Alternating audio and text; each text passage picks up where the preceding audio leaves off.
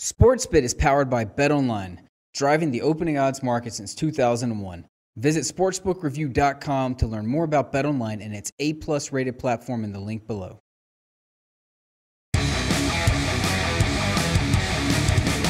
Boom! Welcome into SportsBet. Betting Insight today, Pauly and Teddy, Monday, November 6th. Deep dive. We recap another wacky college football weekend. Bad beats. Lane Kiffin, the talk of the sports world Friday night. An epic bad beat. We'll get to Florida Atlantic. Monday Night Football. Detroit and Green Bay. NFL where we lead. Bad beats, bad bets, bad for the books. Tough results for the house. Ton of Jacksonville money, which was professional too. Plenty of Saints money, which was public. Rams. Easy route against the Giants. Those were a couple of bad results for the books early on. And don't forget about the Eagles. The public all over the Eagles who routed the Broncos. Yeah, and look, the last 2 weeks, we'll get to this later in the segment, but the last 2 weeks, the pros versus Joes haven't lost a game. The big decisions have all gone with the recreational players. And the reason the big decisions have gone with the recreational players is, guess what? They're ahead of the curve when it comes to teams like the Philadelphia Eagles and the LA Rams, teams that are really good.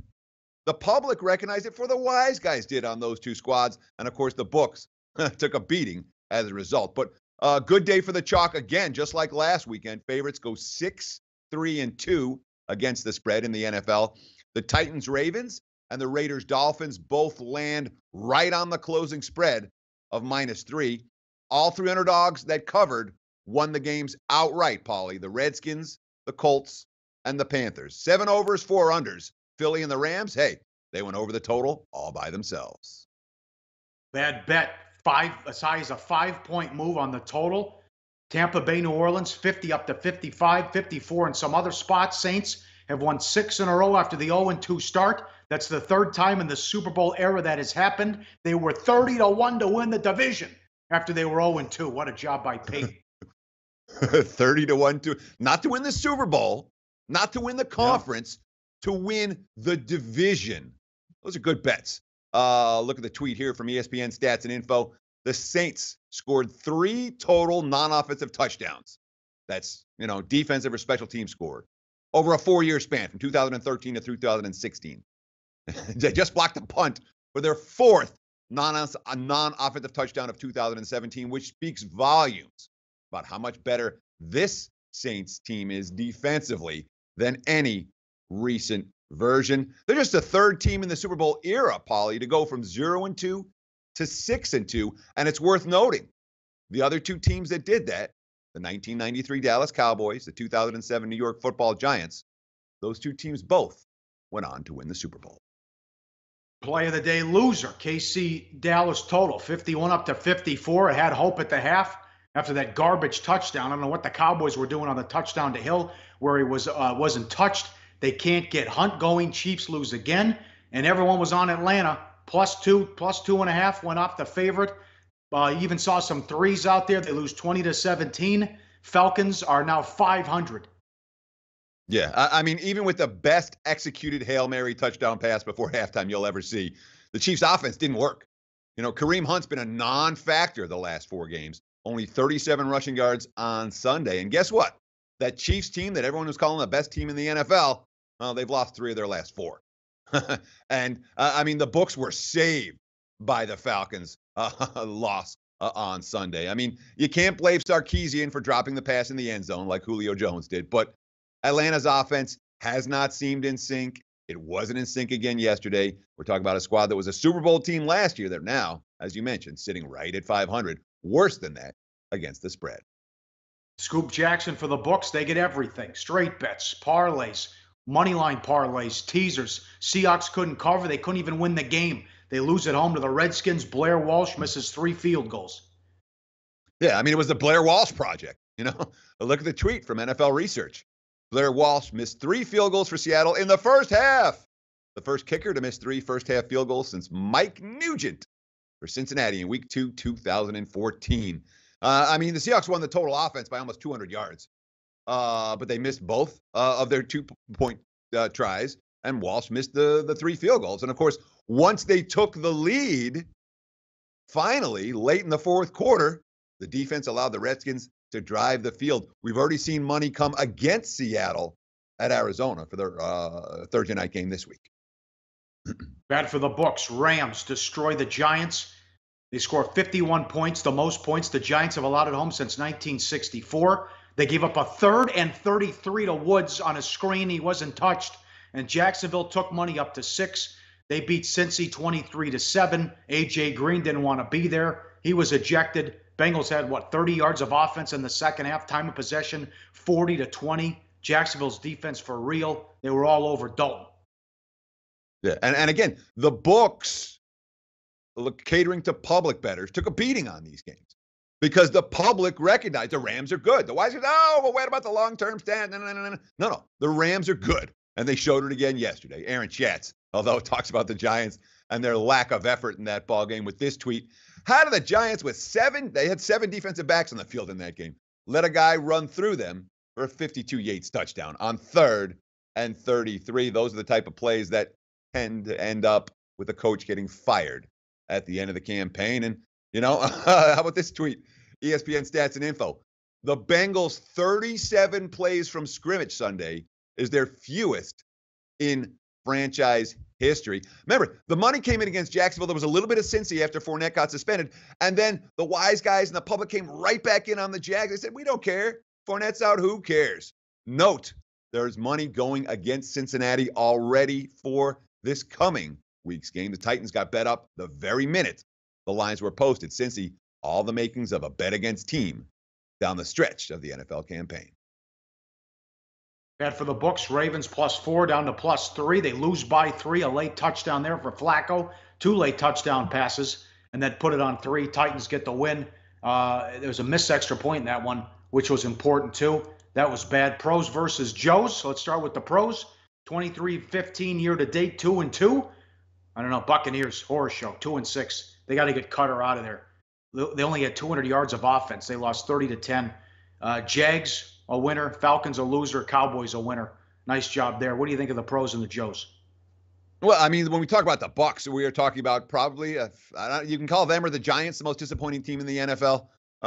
6 of one, half dozen of the other. But once again, the wise guys burned by that same team. But look at the Joes. We were talking about at the top. The Joes, 5 wins, no losses, 2 pushes over the last 2 weeks. They like the Lions tonight, worth noting. But right side winner with the Rams, right side winner with the Saints, right side winner with the Eagles. And the Raiders certainly weren't wrong. That was a coin flip type of ball game. So Joe's seeing what teams are hot and undervalued in the marketplace a little bit better than the wise guys have, at least over the last couple of weeks. Recreational bettors, way to go, guys. Keep it up. All right, very good. Up next, Monday Night Football. A stat on the Lions you will not believe. And we recap the college football weekend with some horrific beats on sports and an all-timer with Lane Kiffin on SportsBit. Betting Insight today on SBRPicks.com. Hey guys, thanks for stopping by Sportsbook Review, YouTube's largest sports betting channel. Every day we're here giving you the most up-to-date news and info, all to help you make the best bet. On top of that, guys, it's free. So look, do us a favor, click the like button, subscribe to our channel, leave a comment or a question. Our goal here is to make sure that everyone becomes a smarter, better. So join the SPR Army today and start winning with Sportsbook Review. Back on SportsBit, Betting Insight today, Pauly and Teddy, big game breakdown. Always sponsored and powered by Bet Online. Exceptional customer service, strong promotions, every type of wager you're looking for. Lions and the Packers. Detroit 2-43 on the road at Bet Online, going back to 1992. 1-25 straight up in Lambeau for the Lions. Can you believe it? Hundley and the Packers off the bye. The last game, 87 yards passing. They had a beat-up offensive line. The defense was terrible in this game. Rodgers has been working out, or at least helping out, Hundley here. Now, McCarthy's saying all the right things about I like Hundley and Callahan. Then they went out and they tried to get Hoyer before he went to the Patriots. What gives here, McCarthy? Yeah. It's not often you see a team laying points on the road in a field where they're 1-25, their last 26 ball games. Yeah. But when you look at the way Green Bay looked going into the bye, it makes perfect sense. My powering numbers, Detroit had to be favored in this ball game. The Brett Hundley certainly wasn't ready. They had to rush him out unprepared behind a beat-up offensive line. It was awful.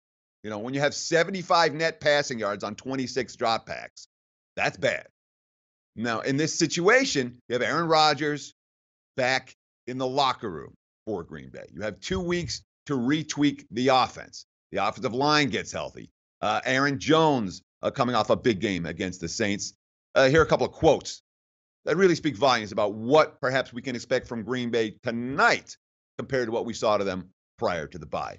Mike McCarthy talking about Aaron Rodgers helping Brett Hundley. Quote, "The biggest thing he can get to Brett is just play a little faster. That's something as a football team we need to do a better job of. We need to play faster, both offense and defense. The fact of the matter is we've got to get dialed into the game plan, and that process is the same for Aaron that it is for any quarterback. He'll definitely help Brett with that." It's worth noting that offensive line should be as healthy as they've been all season. Potentially all 5 starters going for Green Bay on the offensive line. They haven't seen that since the beginning of the year. Tackle David Bakhtiari. Being healthy is key. The bye week was definitely nice, especially with how banged up we were. Us offensive linemen, we were pretty much limping into this bye week. I think that's big, too. And, of course, Mike McCarthy. It'll be great to have those 5 guys. We talked about this time and time again that the best offensive lines are the ones that line up and practice and play together. The Packers' offensive line has been able to practice together finally this past week after the bye. Weird game Sunday night for the Lions. They had 482 yards against the Steelers, 5 trips in the red zone, had to kick 5 field goals, lost 20-15. Galladay, who looks like he's going to miss his 5th straight game with a hammy, that doesn't help. And again, no big play guys out there since Megatron retired too. But the defense has made strides. Davis, a big reason why, the rookie linebacker. And you look at this graphic, Football Outsiders defense, dead last year, 19th against the run, dead last against the pass. This year they're 7th, and they're 5th against the run and 8th against the pass. They are taking the ball away with 16 turnovers. That's big too, and they couldn't do that last year. Austin, the defensive coordinator, quote, "I told our guys when we first got here, I think that if our guys deserve to play, let's find a role for them. Let's get them on the field because that keeps everyone engaged in our defense and our team and our success. I don't worry about the combination stuff." And since the 2-0 start, though, they've only covered 1 point spread. That's a problem. And the other issue, too, is the one thing you have to like, though, Teddy, they're losing these games, but they keep their 3rd and takeaways. That shouldn't happen. You see what's going on in Buffalo. You saw what happened last year with Kansas City and Oakland. You take the ball away like that, and you're top in the league, top 3 in the league in takeaways. You should be winning games, and they're not. The biggest issue for the Lions, in my opinion, Pauly, has been the red zone offensive struggles. They're taking the balls away. You saw the graphic. The defense has been great. They've run out 246 different lineup combinations on defense. And you read that quote from Terrell Austin talking about, hey, I want to use everybody in all these different ways. Detroit's defense has been good. The problem has been on the offensive side of the football where the touchdowns just haven't been there in the red zone. Now, they don't have the big power back to punch it in. The Kenny Galladay injury, the one that you were talking about earlier, where, the guy who can just 6'4", he can leap up and catch the tough passes in the end zone. He's been hurt for the majority of the season. So Detroit's going to win tonight. They're going to need to score touchdowns in the red zone, something they weren't able to do last week. That's your buddy, Stat Padford. Lions quarterback, puts up yards, can't win games. Up next, the college football review, an epic bad beat Friday. And Lane Kiffin tweeted about it afterwards on SportsBit. Betting Insight today on SBRPicks.com. Go to SBROdds.com. Browse, compare, and shop live odds available at top online sportsbooks. Time for the deep dive on SportsBit. Betting Insight today, college football recap. Friday night, one for the ages. This was 9.5 for 10. Depends where you shop. All the way down to 6.5. Florida Atlantic leads Marshall by 7. 2:30 left. The kid wants to be a hero. Marshall's at around their own 25, something like that. It's 4th down. The kid for Florida Atlantic picks it off instead of bats it down. That's why this is a horrible beat. That's the start there. That's very important. So instead of deep in Marshall territory, if you laid the 6.5, you're now at the 43. And you're watching the game, you never thought this was possible. They go shotgun kneel on back-to-back-to-back plays. They lost 5 yards, 9 yards, and 5 yards. After first down, you can see Kiffin, as he's talking to the guys upstairs, They screwed up the math. They realized they can't run the clock out. Then they take the safety as the punter runs it back 24 yards, and they still don't run all the time off the clock. There's still 8 seconds left. They have to kick off. They take the safety. They're only up by 5. They do a squib kick, which doesn't take. Marshall, if the kid just falls down, they actually have a Hail Mary to win the game. You take over at midfield. Marshall's out of timeouts. You take a knee 3 times, you punt, you make them go 90 yards in 20 seconds without any timeouts. Kiffin thinks he's the smartest guy in the room, does the shotgun kneel, and they lose 20 yards, and then takes the safety, and they still can't run the clock out. They win the game by 5, and then Kiffin goes to Twitter and retweets the stuff about the spread and his punter taking the safety. Oh, Lane Kiffin, you've given us so much good material over the years, and he's still, what is he, like 40 years old? You know, we're going to get to make fun of Lane Kiffin for the next 30 years. So here's the tweet from Kiffin after the fact. Didn't want to cover because of too much rat poison. Kept you watching 5-0, come to the FAU, players get weekend off. Okay, so then here's his quote. Of course, Twitter goes nuts. Everyone goes nuts. The point spread involved. You know, the coaches talking. The coaches shouldn't be tweeting about point spreads. All right, here's his quote. I did not know the safety changed the result of the spread until last night after I got home. Someone sent me the funny tweet that I was supposedly trolling everyone by taking a safety to not cover. And as a joke, I retweeted it, adding the rat poison line, and put a shout out to our players for earning a well-deserved weekend off. If that's the story, it must be a slow news day. Roll Tide tonight. Kiffin, you're wrong. You made the story, moron. You made it with your bad management on the final drive. You made it with the safety, and you made it with your tweet. That's why it's a story. If you don't want the story, shut your frickin' mouth.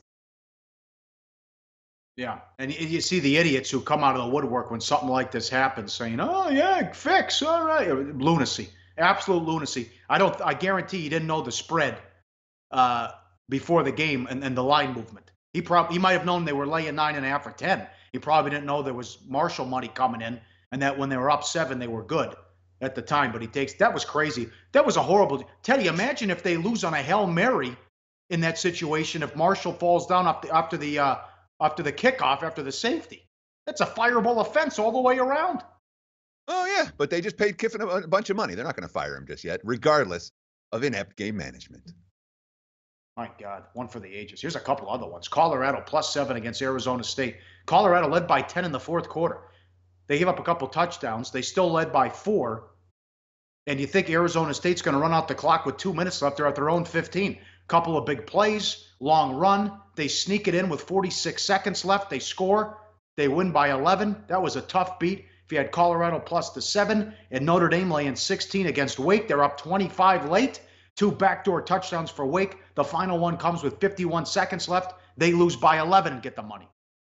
Oh, yeah, both of those brutal with the big plays on the final drive to put teams in position to cover where they never would have covered otherwise, particularly when you talk about Arizona State, that 63-yard DeMario Richard run to flip the field in a situation where they were just going to run out the clock. What about Arizona USC? We got a tweet from that, and Horrible. It was a brutal beat. Okay, Horrible. That game's total open 74, bet up to 77. It's 21-6, middle of the third quarter. All right. And then all of a sudden, Khalil Tate wakes up. USC's defense falls apart. And the Trojans, they never had any problem moving the football throughout the course of that contest. 57 second half points, a bunch of late TDs, 49-35. USC gets the money. The game goes over the total. Tough beat for underbettors. Yeah, tough beat for Big Ten playoff hopes, too. Ohio State and Penn State get out. Franklin's 0-10 career on the road against ranked teams. And D'Antonio, when catching 7, it happens again Saturday. When D'Antonio's catching 7 or more, the last 14 times, he's won 7 of them. He's 11-3 ATS. He did it again Saturday. Bad bets, Kansas from 10 down to 7.5. Run out by Baylor 38-9. Clemson took money from 7 up to 10. Won by 8 at NC State. Illinois, Purdue total 46.5 to 50. It fell 39. They haven't covered a game the whole year. Florida State from 4 to 9.5, won by 3. I don't get it. They haven't covered all year, and they're taking money every week. And Florida State made a bunch of big plays. They had 3 big play touchdowns in that ball game. Eric Dungy got hurt early for Syracuse. The Orange were on the ropes. Could Florida State land the knockout blow? No, they could not. Lucky to survive, as Syracuse missed the game-tying field goal attempt at the end of regulation, which was good news for anyone with an orange ticket in their pocket. You talked about the 2 Big Ten games. What about Ohio State bet up from 15.5 to 21, and they lose the game in outright fashion and blown out? 20-point favorite losing by 30. That doesn't happen every week in college football. You're right about that. That was historic. Maryland from 2 up to 4.5. They lost to Rutgers. Nevada, Boise from 58 up to 62.5. It fell 55 in a game that set college football back 50 years. Old Dominion beat Charlotte 6-0. They were better from 7.5 to 10. You pitch a shutout, you can't cash the ticket. Christ. Mississippi State from 28 up to 34. They were losing in the third quarter. Beat UMass by 11. Butch Davis does it again. Texas San Antonio from 3.5 up to 6.5. Florida International won 14-7, 6-2 after their best start in their 16-year history. Showdown in 2 weeks. Kiffin against Butch Davis. Winner likely goes to the Conference USA title game. Here's the Bryce Love news. Stanford was the dog. They went off the favorite. They lost at Pullman. The Pirate gets it done. Washington State by 3. This was all over the place. Oregon was a 21-point dog. It came all the way down to 14.5 and then went back up to 17. 38-3 Washington ran them out. Yeah, and look, when all the time you're going to hear, oh, this line open, this line closed, especially from mainstream sources, expect the information to be wrong. You can expect it to be wrong. That's why you watch SportsBit. Okay, Oregon was a 3-touchdown dog. The line got bet all the way down to 17.5, and then there was buyback the other way. That's how it went down. Okay, you're going to find bad information so many other places. That's why you trust us here on SportsBit. What about UMass and Mississippi State? At one point, it really looked like the Minutemen might win that game outright. With these SEC squads, they all play a non-conference game or 2 late in the campaign, and you'll routinely see performances like the one from Mississippi State, like the one from Arkansas, where they barely got past a Coastal Carolina. The little guys get up to play the big guys. The big guys, not so much getting up to play the little guys. All right, let's run through it. Bad for the books. Middle alert. Auburn and A&M open 14, closed 15.5. Boom, right in the middle. Auburn by 15. I told you, Teddy, that sharp money came in late on Miami. Plus 2.5, went off the favorite, 28-10 over Vatech. They dominated that game. Vatech only points set up on turnovers. Miami ran them out in that one. And this was my favorite game of the week, other than Wyoming and Colorado State, which was played in a blizzard. Army and Air Force, the total from 62 to 54.5. 21-0. Army won. Didn't throw a pass. First team to win a game without throwing a pass since 2012. More importantly, Air Force shut out for the first time since 1992 and shut out for the first time at home since 1980. Army 7-2 on the season. All right, and very quietly, Army 7-2 on the season. Shh. They were real good on Saturday. Something that, as you mentioned, Virginia Tech wasn't. Boy, I had the wrong side in that ball game, unfortunately. Best performance that I've seen from the Miami Hurricanes this season. Virginia Tech did not bring their A game. Other bad for the books, we have BYU. They took a ton of money. Plus 15 down to plus 11. There were plus 10s out there at the kickoff. They hung tough for 60 minutes at Fresno, lost 20-13, covered wire to wire. The Memphis Tigers, they took a bunch of money, minus 12 up to minus 15. They won the game going away by 4 touchdowns. And Virginia took a bunch of money against Georgia Tech. Yellow Jackets might be wearing down a little bit right now. The Cavs, after back-to-back bad efforts, notched the straight-up win, 40-36. They were plus 10.5, bet down to plus 7. That was a bad result for the house. All right. Gotta love sports, but you gotta love Mondays and Fridays during the football season. Tomorrow, Dave Mason bet online to recap the madness as well. Money time, play of the day. Back to Monday Night Football, 4-7-3, 4-7-4, under. Now, one thing, the last game the Packers played before the bye, they also were horrible defensively, and the Saints did whatever they wanted. Big effort out of the Green Bay defense tonight. I don't trust Stafford, especially the red zone issues. Hundley will be better, but still it's a huge drop-off, maybe more than 10 points from Rodgers down to Hundley. I know the time off helped, but if you like them so much, McCarthy, after you said that to the media, why'd you go out and try to get Hoyer? So holes with the Green Bay offense. I think the defense steps up and we get a low-scoring game under the total tonight on Monday Night Football. Back tomorrow to recap everything. And we're getting this close to college basketball, if you can believe it. And for the first time since 2002, we have 3 games on Saturday that involve top 10 teams playing each other. Big week here on SportsBit. Betting Insight today on SBRPicks.com. Thanks for watching.